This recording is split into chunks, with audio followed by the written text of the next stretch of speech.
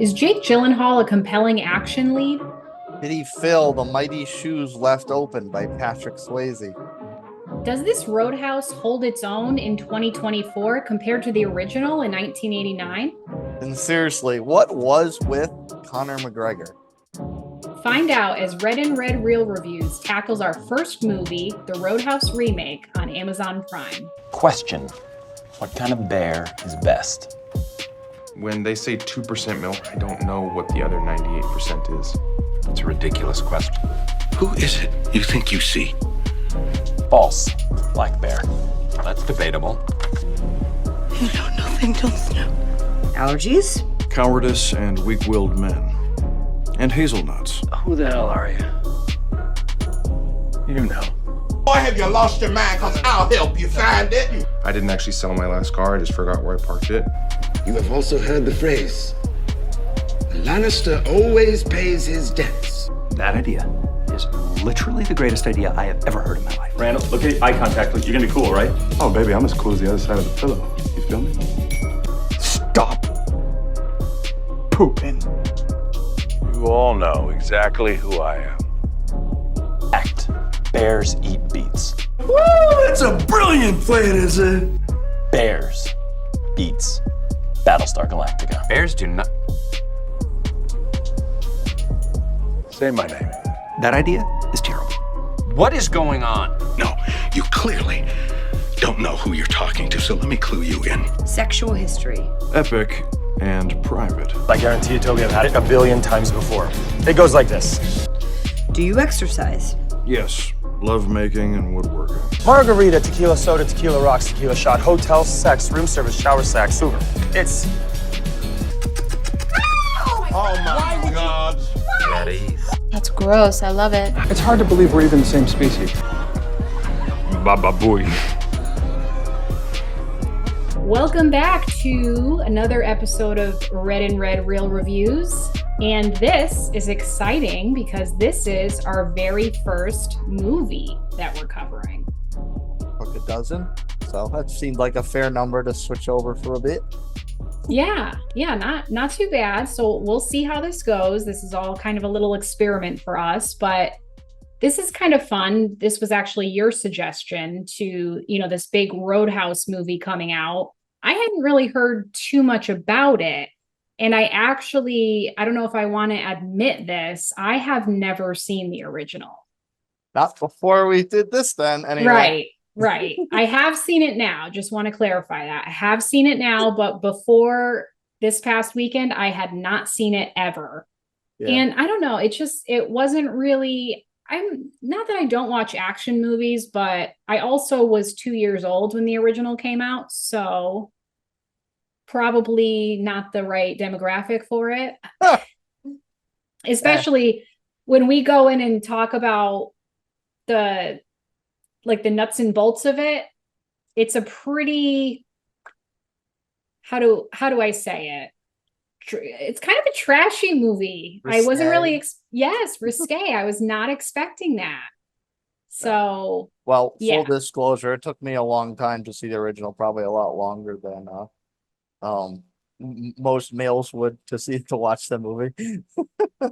Yeah, I mean, you have a past working at a movie theater. I have a past working at a video store. So when I worked at the video store, it was like from 2004 to 2007. I saw a lot of older movies. I would rent some of the VHS tapes that we had. I did see a lot of 80s movies I had never seen before. I had never seen Top Gun before, for example, until I was and I was 16, 17, 18 years old, just seeing it for the first time. And so I watched a lot of 80s movies, but this one just never made it into my watch list for some reason. Patrick Swayze on the cover wasn't enough eye candy for you. I know he's not. I know he can't be Reacher, but different era. He's no Reacher, but I know he was I think they would mention him on Full House as a heartthrob. He was the heartthrob of the time. Oddly enough, when I was watching the original, it reminded me of my father-in-law. So I don't know. Figure that one out. So Anyway, so what I did, I had a strategy going into this, and I told you what it was. So because I had never seen the original, I mentioned to a couple friends that I was going to be covering the new Roadhouse for the podcast. And I said, I've never seen the original, by the way. And they were like, oh, I've heard really bad things about this movie. And they're like, I heard it sucks. It's so bad. So I didn't want to be influenced by comparing the old one to the new one. So what I did is I watched the new one first, just so I could watch it by itself, have no preconceived notions of how bad or good it was going to be, and not thinking the whole time, oh, this isn't like the original, or this is not, comparing it the whole time. So I wanted to see it with fresh eyes. So because of that, I might have a little bit of a different perspective than you, but that's kind of what I was going for. I used a different strategy so I could get a different perspective. What did you know going into it? Were you kind of hearing little rumblings about how bad it was, or? Well, yes, I had, and because I had seen the original first, I wanted to watch that again to refresh my memory. So when we picking out like little one-to-ones from the original to the remake, I wanted to be able to like see, like, is this going to be an Easter egg kind of thing? Is it going to be a total homage, one-to-one, like, carbon copy type of movie? And then I can really judge, like, okay, is the new Dalton really an honorary figure to the original Dalton? So I kind of wanted to really refresh my memory with the old one since I'd already seen it, and being that when I watched the first one, I'm like, oh, this movie's silly. This is a late 80s, that type of typical cinematic style. So I wanted to watch it in a more serious sense, and then again, like, pick out the little things. So when I saw something that was a nod to the original, I could notice it a lot quicker. Yeah, I think it was interesting. Once I saw the original, then I could go in and compare it. And it was kind of interesting because when you hear remake, you're not really sure what that means. So in this case, what was sort of odd is it wasn't really a chewed up and spit out version of the old one. It was kind of reworked in such a way. And I know you mentioned in your notes a few points that I definitely recognized right off the bat. But I guess let's go over the biggest differences. There's a lot. Yes. It kind of stuck to the same frame as the original, should we say? But there was just so many differences with this one, just to make it more modern and to make it have a little bit of a different story. So the biggest thing that I noticed right away was the old one takes place in Missouri. I think it's a little town out of like Kansas City or something like that. And then, the Jake Gyllenhaal one is in the Florida Keys. So two different places, two different settings right off the bat. And then speaking of right off the bat, not only do they do a completely different scene set, but they give Dalton a completely different backstory. Dalton, the original Dalton is a pacifist. You find out he's a philosophy major. This Dalton is a professional fighter, a killer in the octagon. So, like, even not just the scene set is the big one you notice right away, but Dalton himself is a huge difference as well. Right. Yeah, that was quite different. And just I think that's why they wanted to modernize it with like the UFC backstory, that Dalton, what was his first name? Well, his first name I don't think is ever really told in the original one, but if you look on IMDb, you see it's James. And then the new Dalton, they say his first name several times. It's Elwood. Elwood. Yeah, I knew it was kind of a dweeby name. Yeah.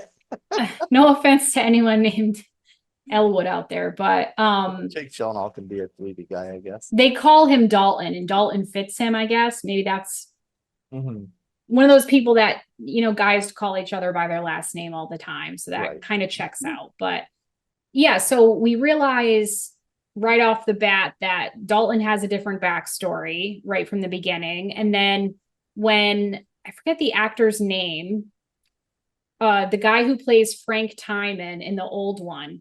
So that's why they had this whole backstory in the new one of Frankie, the girl who is Jessica Williams, I believe. She's Gabby from Shrinking. If you've seen her in anything, I noticed her right away. She's in it within the first minute or two, right?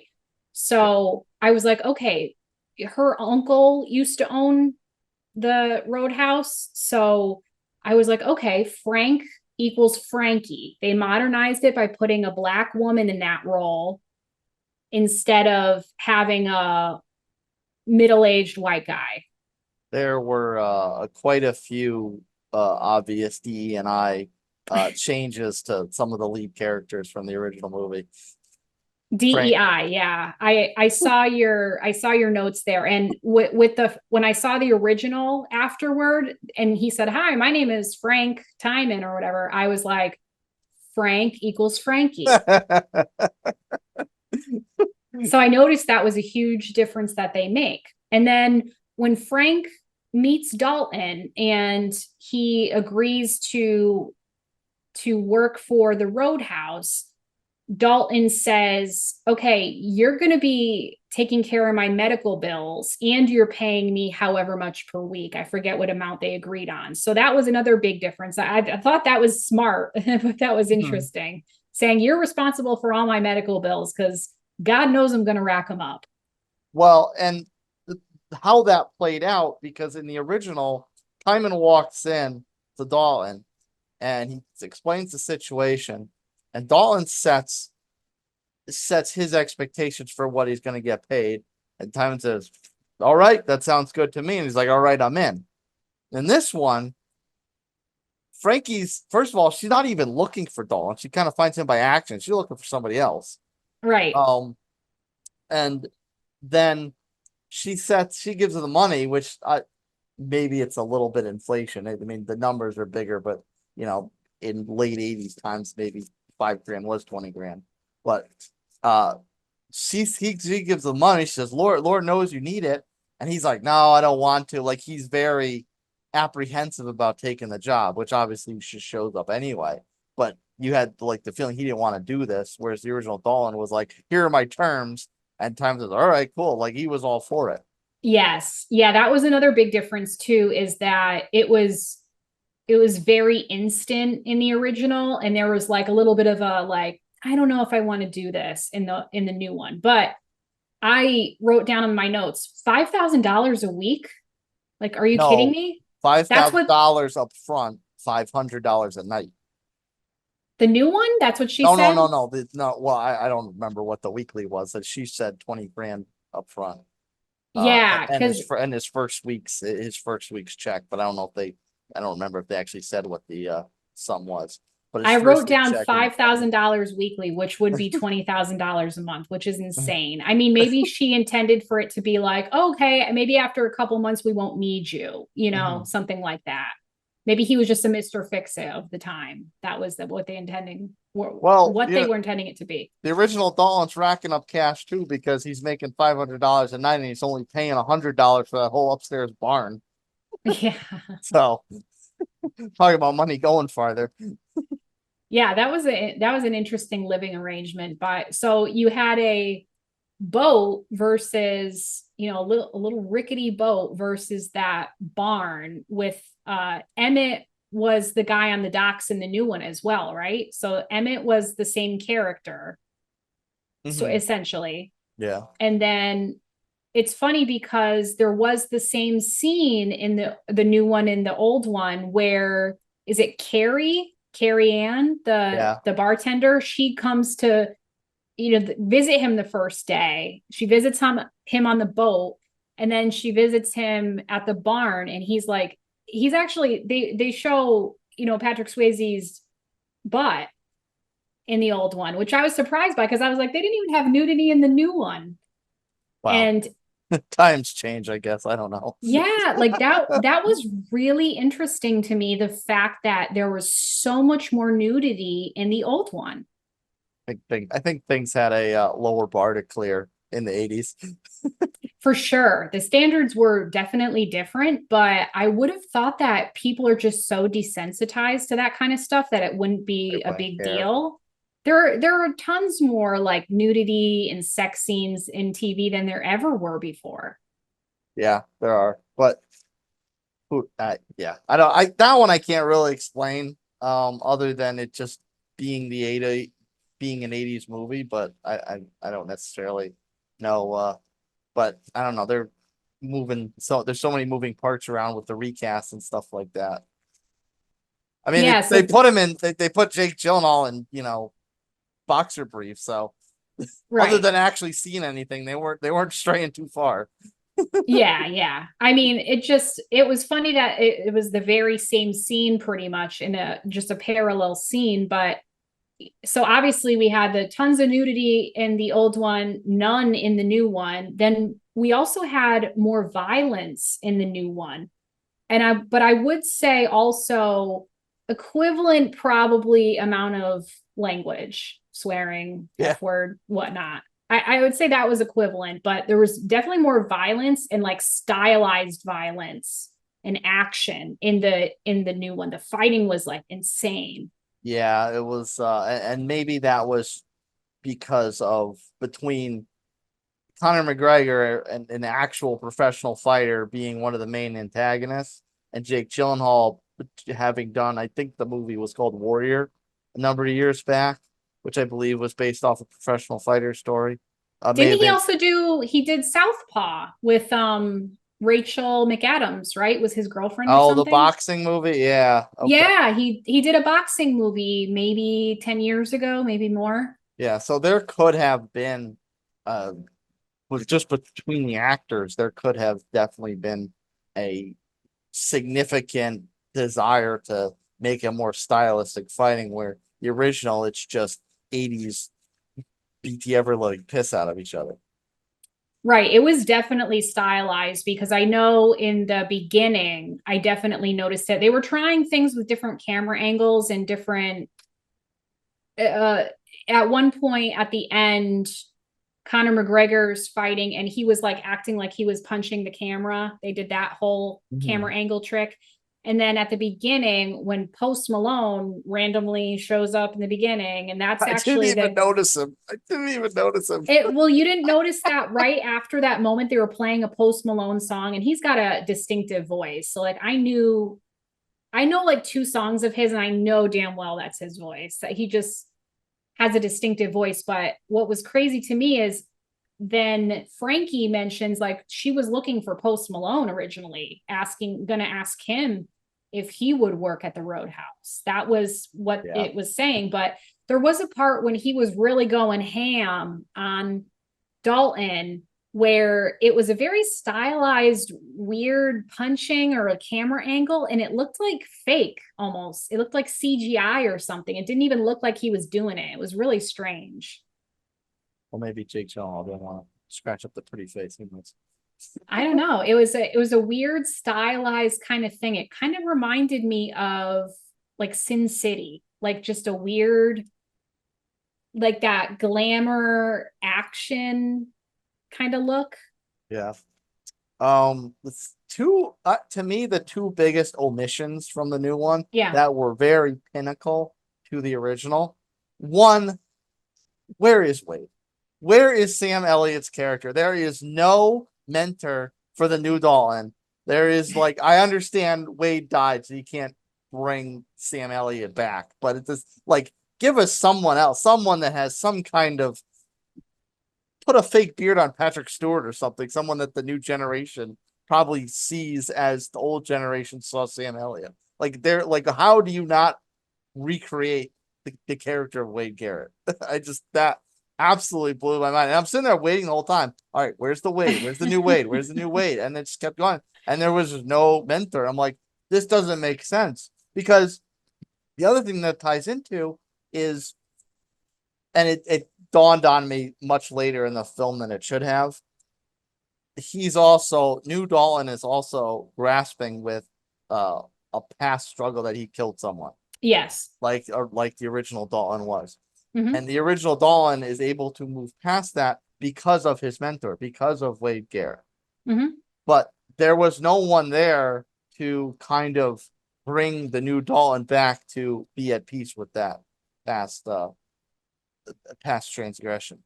Right. You know what I think they did in exchange? They made him sort of a lone wolf. And in the original, remember, Dalton knew that guy in the band at the road Yes. at the Double Deuce, the blind guy in the band. They were like friends and they knew each other because wasn't Dalton coming from New York? I Yes. think he had New York plates on his car and he was driving to Missouri, and he knew that guy in the band. He's like, oh, so and so, hi, like haven't seen you in a while. So he had that guy who he knew. It wasn't like he was a stranger in a strange land. And then at one point he calls up Wade to like help him out. Mm-hmm. So what I think they did in the new one is they made him more of a lone wolf. And then they made Charlie, the girl at the bookstore, and her father a little bit, but more so Charlie. They made that more of a focus, like Dalton's relationship with the community. So like that was another relationship in the movie, which I kind of actually liked. Well, Charlie was Red. Charlie was the recast of Red, the old man that runs the hardware store. Yes, exactly. Yeah. So the original Dawn did have a relationship with Red, but it wasn't. I guess it wasn't necessarily as pronounced as New Dawn had with Charlie. But the relationship was definitely there. Like he definitely looked out for him, especially after he found out he was the uncle of his love interest. Yeah. Yeah. So that was, I think, sort of an exchange they made. And obviously, you know, at the end of the new one, Brad, is that his name, the bad guy? Brad Wesley is the villain in the original. Brand right. The villain. I noticed they changed the last name, but the first name is the same. It's Brad, right? No, Ben Brandt. Ben Brandt. Okay. So Ben Brandt, he burns down Charlie's dad's bookstore. Yeah. But it's and still then at the end, it just needs some like TLC repairs. Like it's not even this like climactic explosion and kind of sets the wheels in motion for this revenge tour. It's still standing because they're actually like in it. Mm-hmm. I'm pretty sure it's still the bones are still standing, but and then I don't think they burn down the hardware store. Don't they rob the hardware store? In the original, it's demolished. It's blown up. It's a pretty big explosion. And another thing, you mentioned it, that the Double Deuce in the old one was the Double Deuce. The bar had a name. The establishment had a name. In the new one, it's just called the Roadhouse. Like that's how it's known around town. Oh, let's go to the Roadhouse. So they actually, it's almost sort of a meta moment where they make a joke about it because Dalton is talking to someone and says, oh, it's just the Roadhouse. Like, doesn't it have a name? And then someone says, well, it's just a roadhouse. So that's why it's called the Roadhouse. And he says, wait, but isn't Roadhouse one word? And they're like, yeah, that's why it's funny. It's Roadhouse. We make it 2 words. So it's different. And the irritating part to me about the Roadhouse is the fact that the transformation of the Double Deuce from this real roughneck place where people are getting seriously hurt or even killed a lot of nights, that was a big element of the story of the original. That's why Dalton was brought in to clean it up and to see it transform. That was a major storytelling point that took up a good chunk of the movie before the Brad Wesley's character started working in and getting more seedy and evil. In the new one, it just felt like they rushed that storyline and you didn't see it build up. It was kind of always a rough place. You didn't really see the new Dalton clean up the Roadhouse. So it to me, like that was a big swing and a miss as far as paying homage to the original movie, is the fact that the Roadhouse itself is kind of an afterthought, despite the fact that getting rid of the Roadhouse is Ben Brandt's chief objective. So it's like there's this polar opposite dynamic between the Roadhouse and each film, and it's like these are not the same thing from film to film. Yeah, and you know what? Oddly enough, I think that the reason they just call it the Roadhouse in the new one is just a tribute of their own to the original one. Yeah. And that's the sole reason they did it, which Yeah. And then they left it right there. in your opinion, it was a little bit lazy of them to do that, but I don't know, maybe they thought that it was something that was like sweet or caring for them to do that, or like give it like the name of it was lazy. Honestly, give it like a name of a different hand of poker or something. Like say call it Full House or call it straight a straight or something Royal like Flush or Royal Flush. Yeah. Come up with some other hokey hand of poker name. To me, the other big one, and this one absolutely drove me nuts in the new one. There's scene where Dalton first comes into the Deuce and he's hanging out. He's kind of getting the feel for how it goes. And then they have the meeting the following morning. He fires the lead. He fires the cooler, which, by the way, very, very subtle, irritated the ever living piss out of me that they called the new Dalton bouncer instead of cooler. The original Dalton was a cooler. The bouncers worked for him. So whatever. I digress. But the fact that there was no bouncer meeting where he fired the original cooler, he eventually fires the bartender the next shift because he's skimming money out of the cash register. But there was no iconic scene where he's like, these are the 3 rules. And the final rule, I want you to be nice. like when you can't be nice anymore. I want you to be nice until Right. it's time to not be nice. Like that is such an iconic moment in Roadhouse. And they didn't even do remotely anything other than one random little tiny moment in the final fight with Conor McGregor, where he whispers "be nice" in his ear or something like that. That was the tip of the cap to this iconic scene from the original Roadhouse. I want to flip a table right now. I kind of think that they implied it. They didn't say that. They didn't have that moment with him meeting with the bouncers, but I did like the fact that he didn't really do it in the old one, but he did kind of coach the bouncers. There was an actor called Lucas Gage, who was in the show You.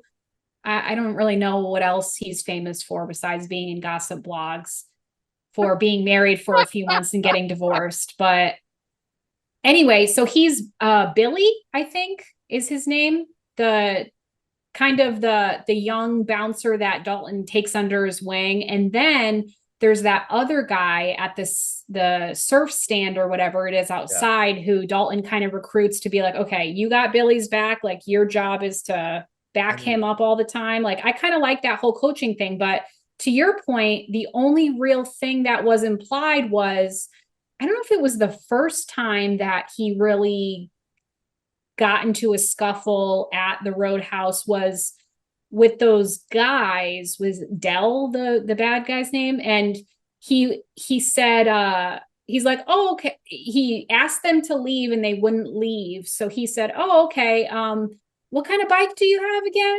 I'm gonna go outside and take a look. And then they were like, oh no, oh hell no, you ain't doing that. So then they went outside, and then he said, oh, okay, yeah, I was just trying to get you outside so I could beat your ass, pretty much. Right, but the original Dalton did not fight them. They said, all right, see you later. They went back inside.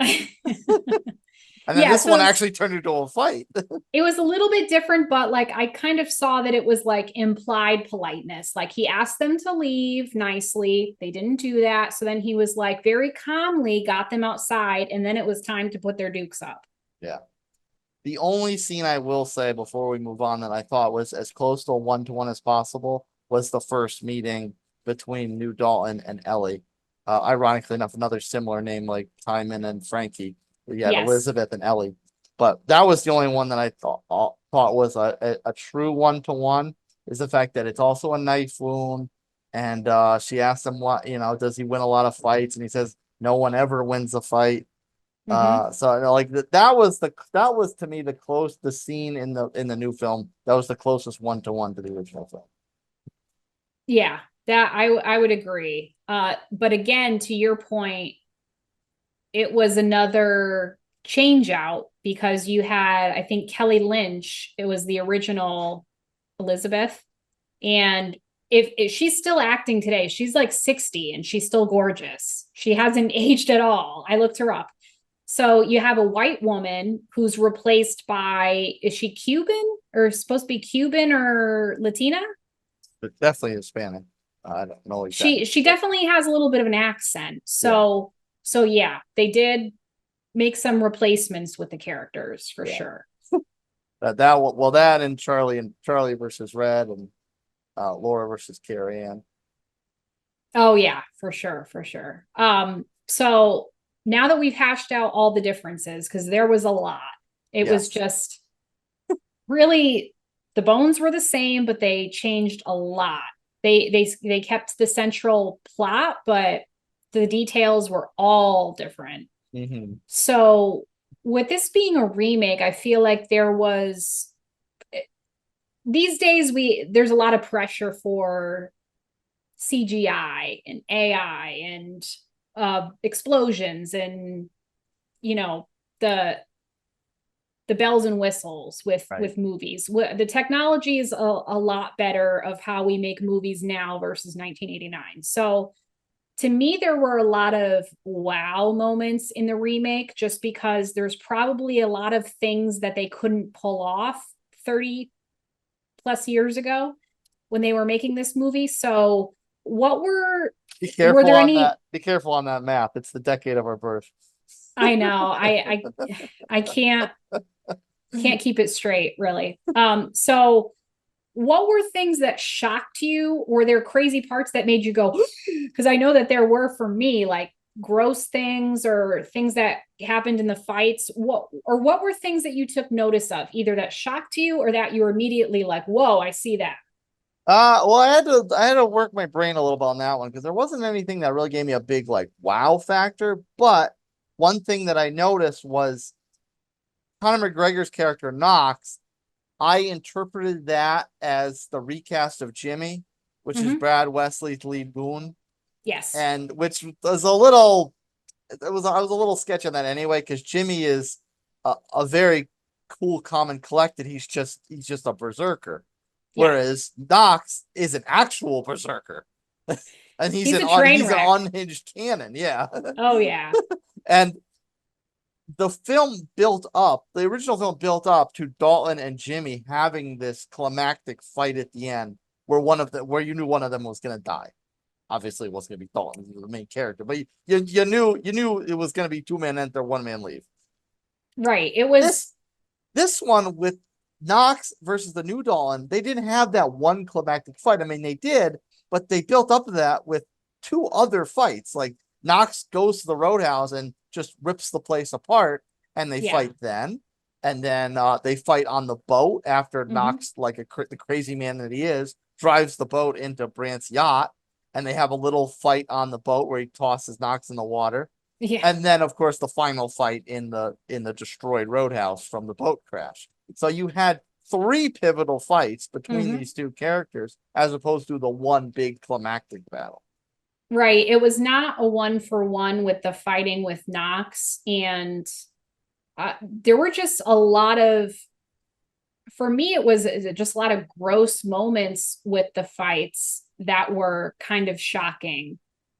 So the first moment for me that I was like, what the hell is going on, was when I think it's Dell, that loser. When he was driving a truck and he runs Dalton off the bridge, pretty much. Like, it just seemed like it happened so quick. Like, this had to be, super special effects. Just the way that truck came up on him, knocked him off the bridge into the water. Like, it was like, wait, is this a dream sequence? Like, this just happened too fast to be real. And it was over almost immediately. Like, they moved on from it. I was like, what was the point of doing that? Like, I didn't even have enough time to okay, what does that represent in the original film? Because they did it. He got hit. They truck drove off and it was done, and then he's back on with his life. I'm like, what was the point of that? That was crazy. And so that was the first moment that I was like, geez. And then when Dell got snatched by that alligator that Emmett kept talking about, that was also kind of grimy and gory. Grimy. That's how you know you were raised in the 90s. I don't know, kind of grimy for me. And then when the whole boat sequence, the whole boat fight, that whole thing was just like crazy. Like, how are all these guys living after all this stuff happens? And then when Ben Brandt crashes into the Roadhouse with the boat, that was like I was like, this guy's got to be dead after that. And he wasn't. And that was the when he did die, it was very anticlimactic. Doctor's like, done. It's like, all right, I thought he was the main villain, and he just drops like a paper towel. Yeah, like a wet paper towel. I didn't even really take note of that, but you're right. He was the main villain, and it was very anticlimactic. I actually wrote it down. Dalton killing Knox was a big spectacle because he like stabs him or hits him with something like 10 times. It's just like two knives, just stabbed him about 12 times each with each one of them. Yeah. So that was pretty symbolic and pretty crazy, that whole scene at the end. But yeah, a lot of little, things that made me gasp or surprise me just because they were so gross or they were so just shocking. You're screaming. You really are. I am. The other one for me, I don't know so much if it was wow as opposed to WTF, was when they started the story arc for the kidnapping, the boats, the ransom money. Like, that was to me where the movie was like kind of following the original, but with a lot of different ways of telling the story. And then they just flipped it on a dime and did a completely different movie. And it's like, this doesn't follow anything from the original. I kind of didn't. It wasn't very poignantly stated where that ransom money came from. Like, I feel like Big Dick, Ellie's father, he came to Dalton to tell him that she was kidnapped after the money was already revealed. You just like, oh, there's a dirty cop running away with the money. It's like, where did this money come from? And then all of a sudden we're doing this kidnapping scenario and boat chases and that sort of thing. I'm like, this is absolutely nothing like the original Roadhouse. Like, there wasn't even a car chase in the original Roadhouse. Like, what's going on? Yeah. I definitely, having seen both, it was a huge departure from the original. But to that point, I'm pretty sure I looked it up, and there's at least one or two of the same writers that wrote the original wrote this one. So that's interesting, because maybe they just were like putting a different spin on it. Maybe, which is weird because movies get remade all the time. We know this. Old movies get remade all the time. If you wrote the original movie, and you wanted to write it again, but you wanted to do something different, why don't you just call it something different? Yeah. Or have it take place in the same kind of universe, but have it be different. Didn't like Fast and Furious do that? Yeah, because they had Tokyo Drift, which was totally different than like the Paul Walker ones, right? Yeah.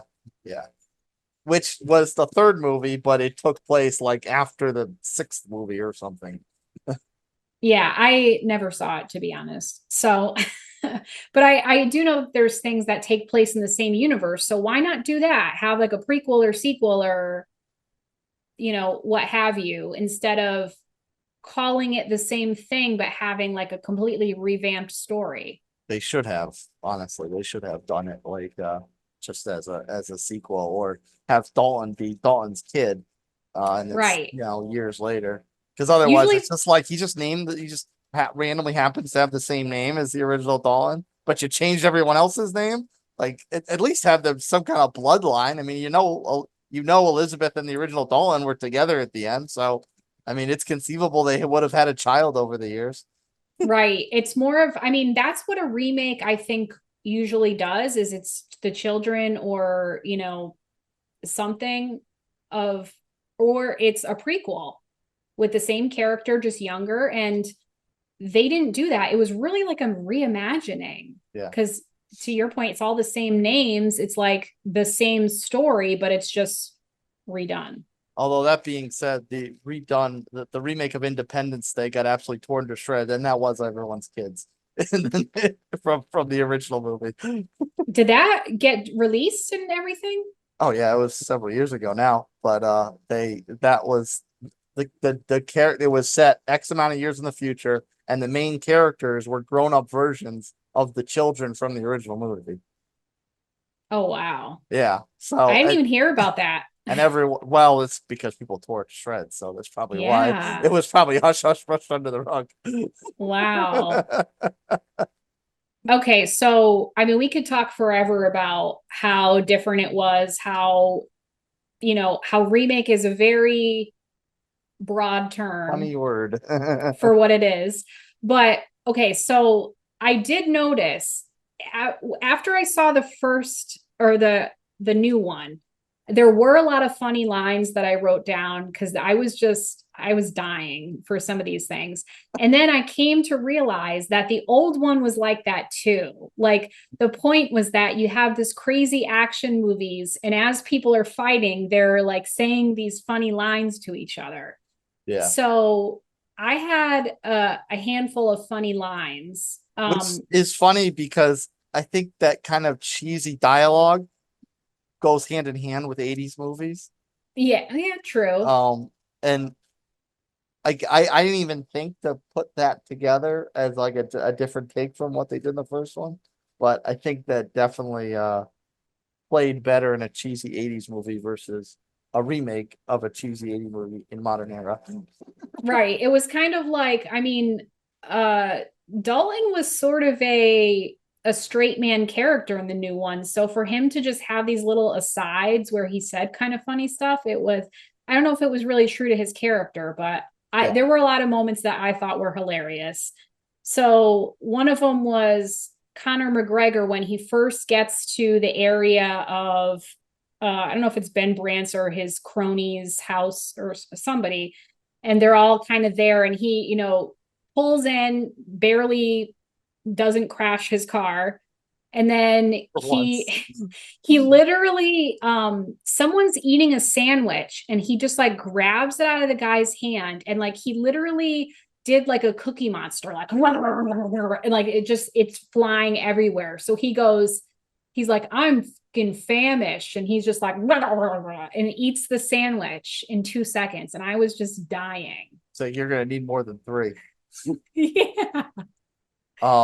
He actually, you know what, for as silly a character as he was, and as much as he wasn't a one-to-one representation of the previous film's character, he did have a couple funny lines, like one of when they're fighting in the boat, and he looks at Dalton and he goes like, "Oh, it's our own little octagon." And Dalton looks at him like, "Who taught you shapes?" Like, I don't know whether that was supposed to, like, did they write that to be insulting or did they write that to be metaphorical? Because obviously when you're saying it's our own little octagon, it's obviously metaphorical, and it's a little bit meta because Conor McGregor, of course, the former UFC fighter. Yeah. Yeah, I thought that was funny too. And then so another one of mine, you mentioned his name earlier, Ellie's dad, the sheriff or cop or whatever.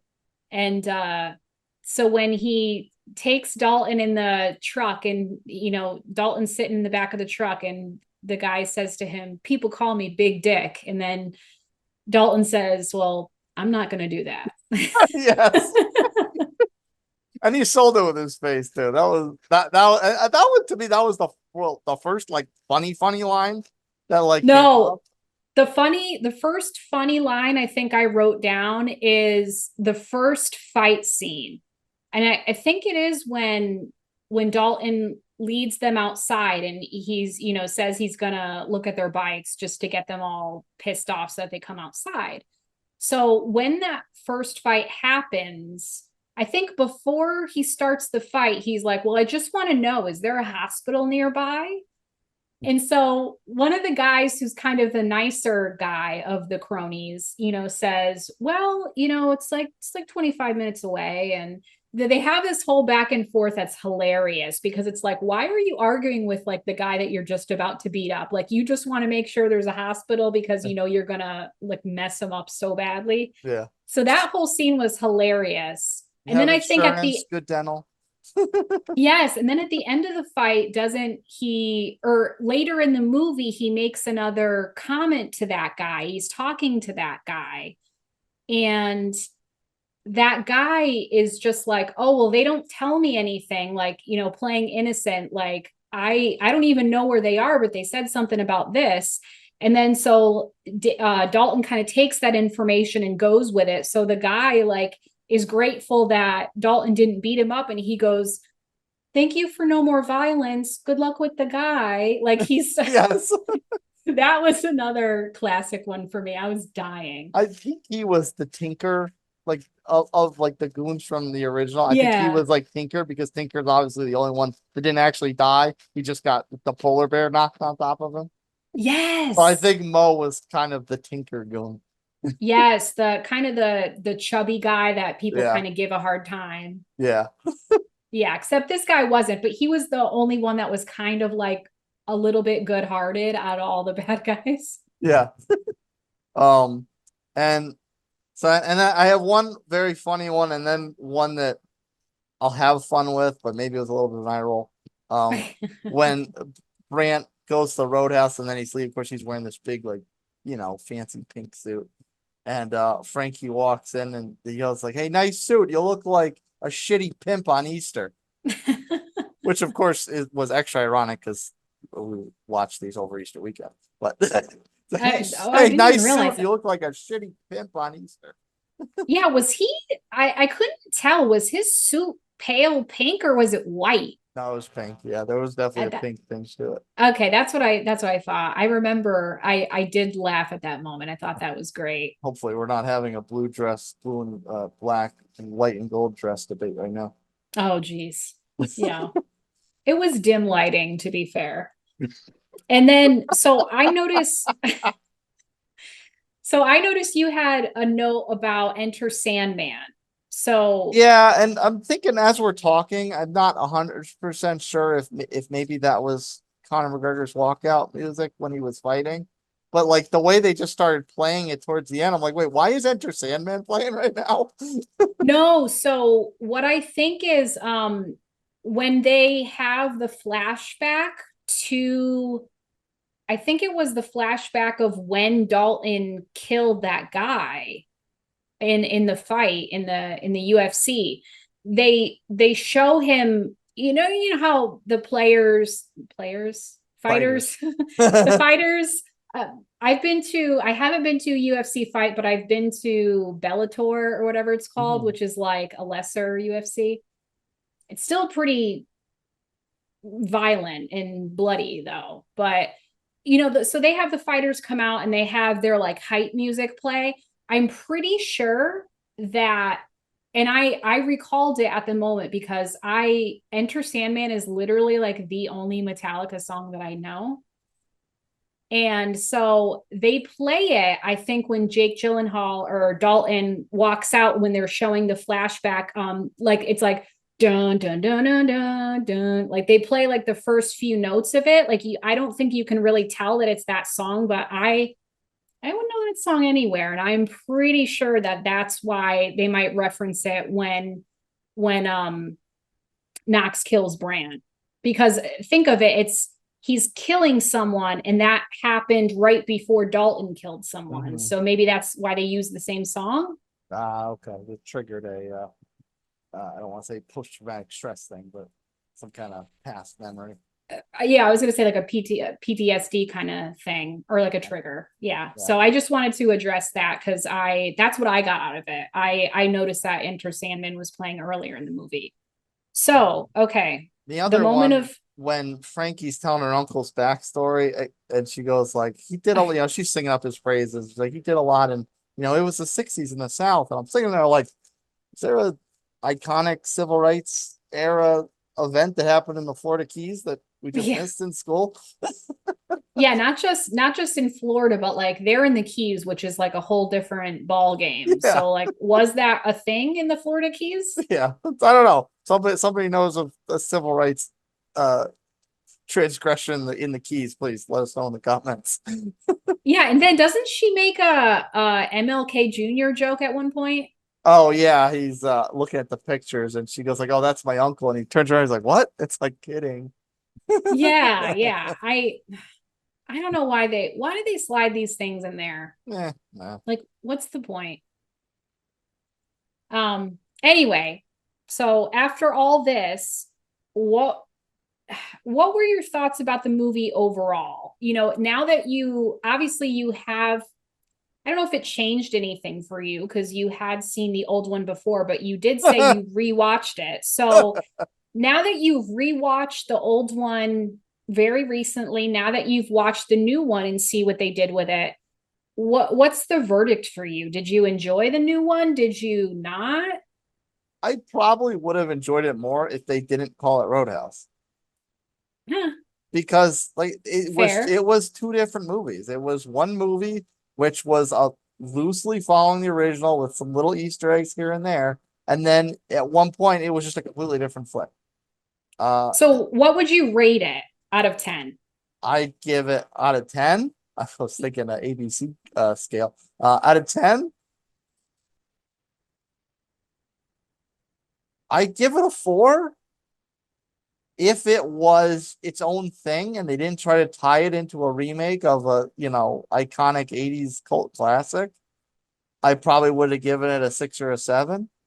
But okay. just the fact that I had this impression going in, especially having seen the original, I had this impression going in, and it just wasn't that. And there were so many things about the original that felt rushed in the remake. Like they tried to cram all this nostalgia and callbacks to the original film. They tried to cram it in a sixth of the time. So you had effectively a 2-hour movie paid homage in about half an hour, if that, 20 minutes of like total screen time. And it just, part of like watching the original Roadhouse as like in a serious context is actually like enjoying the story, like seeing, Dalton's coming in for a job and he winds up becoming connected to this town, the people in it. Obviously the huge emotional twist that losing his mentor is, and for them just to like not to completely omit certain things out of that and take whatever was left and cram it into a smaller condensed time frame and then go ahead and make their own movie after that. Like I just don't understand why. Just make your own movie. Just make your own movie. Call it Road Boat or something, or Houseboat or something. I don't know. Yeah, what's interesting is you said if it were not a remake, if it were just standing on its own, you probably would give it a 6 or 7. So for me, it kind of was a new movie because it stood on its own because I hadn't seen the original to compare it to. So I would say I would give it a 7.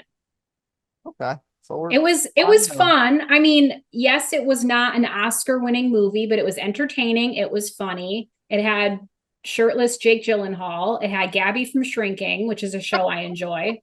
Like, what more could you really want in something that's 2 hours long and just within your attention span? Yes. Well, it did. But that being said, I don't think it worked well as far as what they were trying to do as a remake, but it was fast paced. It did move. It did keep your attention. For being over 2 hours, it wasn't your classic, like, quick 80-minute, 90-minute movie, pop it on, you're done before supper's over. So it did move fast. There was a lot of action. There was a lot of attentive things to, kind of keep your eyes entertained throughout the movie. I'm not gonna say eye candy. But there were a lot to keep you engaged in it. It just didn't work as a remake.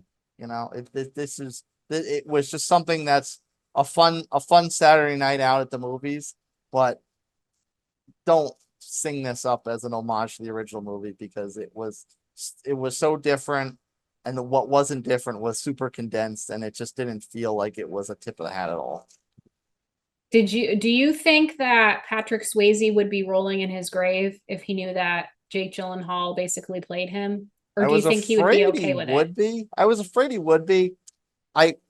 In a certain sense, no, but in the sense that they changed the Dalton character, Dalton's attitude of aggression, I think yes. Because this Dalton was not the original Dalton. The original Dalton was a pacifist. This Dalton was looking for a fight.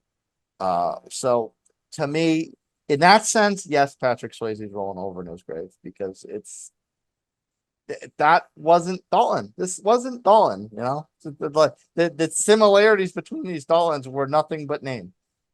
Well, you know what's crazy is they have worked together before. So can you imagine there was a meeting, a fateful meeting?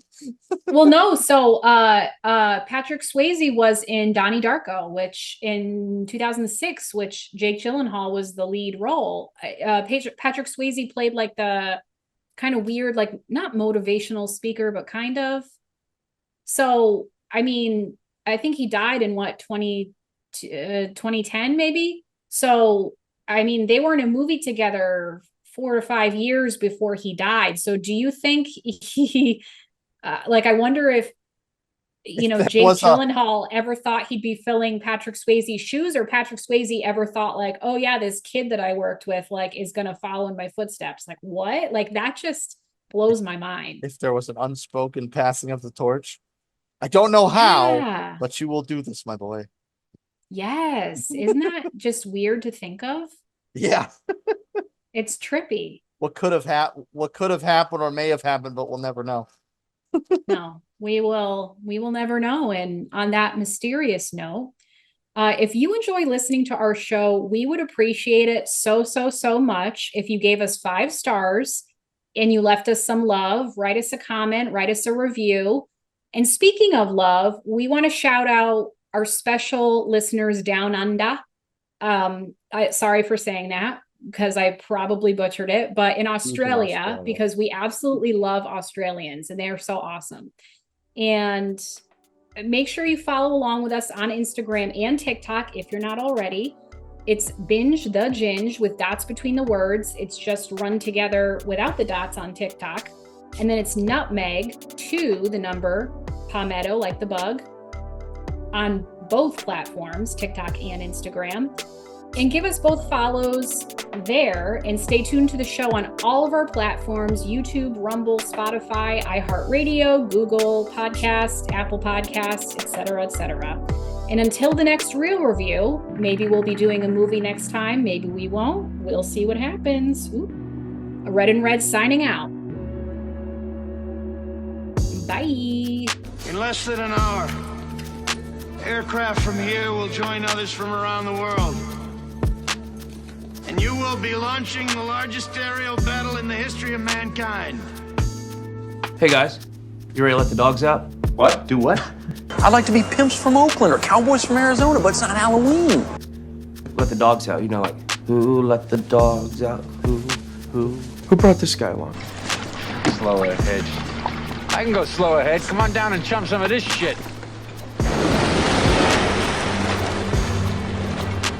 Grow up, Peter Pan.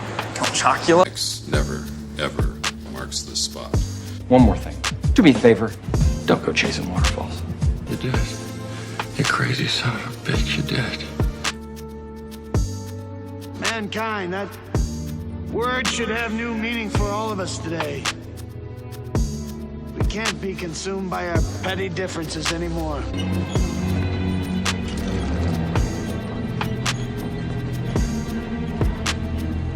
You're gonna need a bigger boat. No. Try not. Do. Or do not. There is no try. All right. Then you do us proud. Because I don't want no scrubs.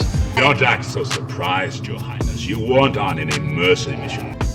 Not from tyranny, oppression, or persecution, but from annihilation. We're fighting for our right to live. Snakes. Why did it have to be snakes? I'll take care, all right? None but love for you. None but love for you. 10. X marks the spot. Have any clue what's about to happen to him? Oh, not a chance in hell. Good night. Peace! Fire, you son of a...